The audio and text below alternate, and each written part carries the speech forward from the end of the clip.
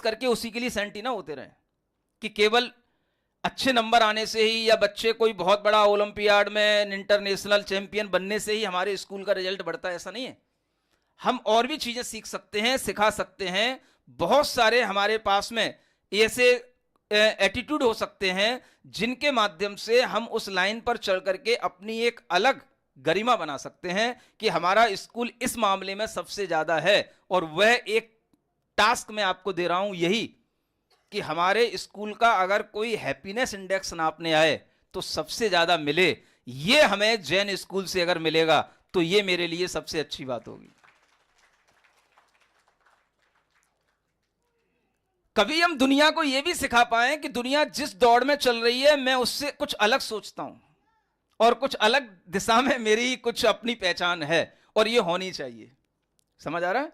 ये हम हमेशा सोच करके चलते हैं, दुनिया की दौड़ में हमें नहीं चलना, और दौड़ते हुए अगर चलना भी पड़े तो कोई बात नहीं, लेकिन फिर भी हम थोड़ी अपनी सोच समथिंग डिफरेंट बना के रखें। वो हमारे लिए सबसे ज्यादा सेफ्टी और सिक्योरिटी की चीज होती है, जिससे हमारा खुद का कॉन्फिडेंस बिल्ट होता है और हम दुनिया के सामने एक अपनी अलग पोजीशन अपने आप में बना सकते हैं। तो ये भी चीज हमें सीखना है।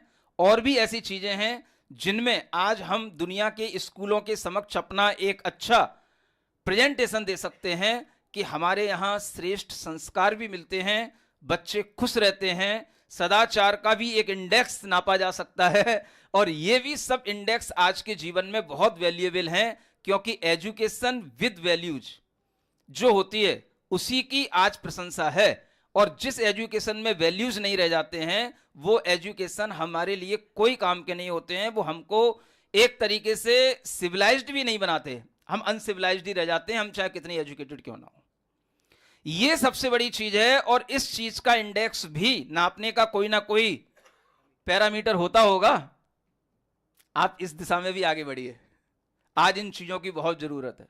और इससे ही आपका नेम फेम, आप डिस्ट्रिक्ट की बात कर रहे हो, स्टेट की बात कर रहे हो, आप इंडिया के अंदर, पूरे भारत के अंदर इस तरीके का अपना एक अलग एक भाव दिखा सकते हैं, एक अपनी गलत गरिमा बना सकते हैं, अगर आप इस चीज को लेकर के आगे बढ़ें। और उसके लिए भी आपको कह सकता हूं, एक छोटा सा टेस्ट आप कर सकते हैं।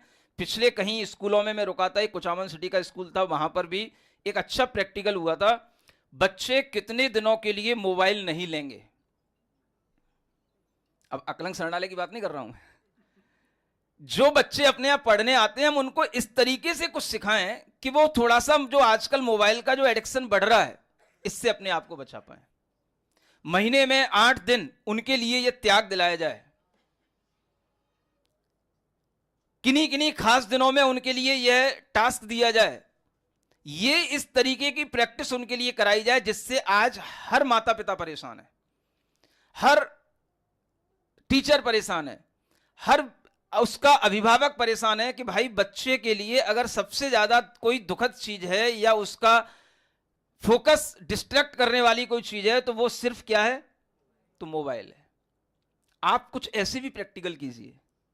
और ये सब अगर आप लोअर क्लासेस से शुरू करेंगे तो बच्चे आसानी से मान लेते हैं। अपर क्लासेज में चलते चलते ऐसे भी बच्चे निकालिए कि हमारे स्कूल का एक बच्चा, 10 बच्चे ऐसे भी हैं जो कभी मोबाइल यूज नहीं करते हैं। उन्हें जो भी हम डिजिटल मीडिया से जो हम खुद स्कूल में दे देते हैं बस उतना ही उनके लिए सफिशिएंट होता है। इसके अलावा वो कोई भी एक्स्ट्रा मोबाइल अपने घरों पर नहीं रखते हैं और ना उसका यूज करते हैं। और ऐसे बच्चे अगर 99% लाते हैं, किसी भी तरह से स्कूल में फर्स्ट आते हैं, उनका आप सम्मान कीजिए, जिससे दूसरे लोगों को भी वो एग्जाम्पल मिले, ताकि वे दूसरे बच्चे भी उसी दिशा में आगे बढ़कर के कुछ सीख सकें। और ये सब पॉसिबल है।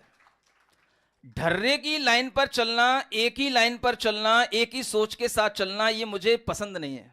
शायद मैंने अपना जीवन इसीलिए आप लोगों से अलग कर लिया। समझ आ रहा है?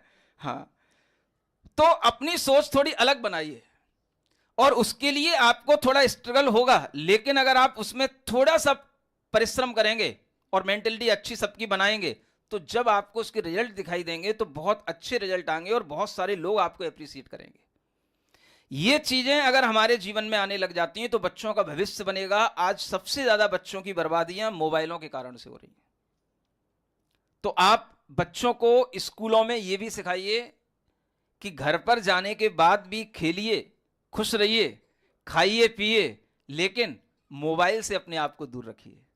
अगर आप सप्ताह में 3 दिन मोबाइल नहीं रखते हैं तो आप उनको प्रशंसा स्कूल के अन्य बच्चों के सामने कीजिए और उसी का उदाहरण लेकर के बच्चों की संख्या बढ़ाइए। ये उनकी उस जो एजुकेशन विद वैल्यूज है उसमें उनकी ग्रोथ करने वाली बहुत बड़ी चीज बनेगी, जिसे हम संस्कारित शिक्षा कहते हैं। वो शिक्षा भी हम अच्छे लेवल पर स्कूल के अंदर हर किसी कास्ट के साथ के जो बच्चे हैं उन सबके साथ कर सकते हैं। और उनके माता पिता को जब ये बात समझ में आएगी तो उनका बहुत अच्छा ब्लेसिंग्स आपके लिए मिलेगा और वही आपकी स्कूलों की ग्रोथ करने में और ज्यादा काम आएगा। कई सारी चीजें हैं, गुरुओं का भी ब्लेसिंग लीजिए और जो माता पिता हैं उनका भी लीजिए, क्योंकि ये माउथ पब्लिसिटी अगर ऐसी होती है कि भाई यहां पर बच्चों को संस्कारित कर ली, इस तरीके की एक्टिविटीज भी होती हैं, तो वह अपने आप में आपके बच्चों में स्कूलों की संख्या जो आप कह रहे हैं ना, नो एंट्री का बोर्ड, संस्कारों के साथ लगाइए, ये लगेगा। तो इस तरीके की चीजों से हमारी जो पब्लिसिटी होगी वो अपने लिए भी अच्छी होगी और बच्चों के भविष्य के लिए भी अच्छी होगी। इसलिए आप हमेशा ये ध्यान रखिए, बच्चों के हित में हम और क्या कर सकते हैं, न कि केवल उन्हें हम सीए और आईआईटी जीए की तैयारी के लिए ही तैयार करें, इसलिए भी तैयार करें कि वो आगे चल करके एक खुशहाल जीवन जिए, हर परिस्थिति में अपने आप को समर्थ बना करके जिए। इस तरीके की भी उनके सामने कुछ शिक्षा और संस्कार की भी व्यवस्था कीजिए, ताकि यह संस्था हमेशा इसी नाम से जानी जाए कि यहां पर केवल सीबीएसई बोर्ड होने से केवल स्कूली शिक्षा ही नहीं मिलती है, यहां पर संस्कारित शिक्षा मिलती है जो परस्परोपग्रहो जीवानाम इस सूत्र के साथ आगे बढ़ती है। इतना ही आप लोगों से कहना चाहता हूं, समय काफी हो गया है, 4 लाइनें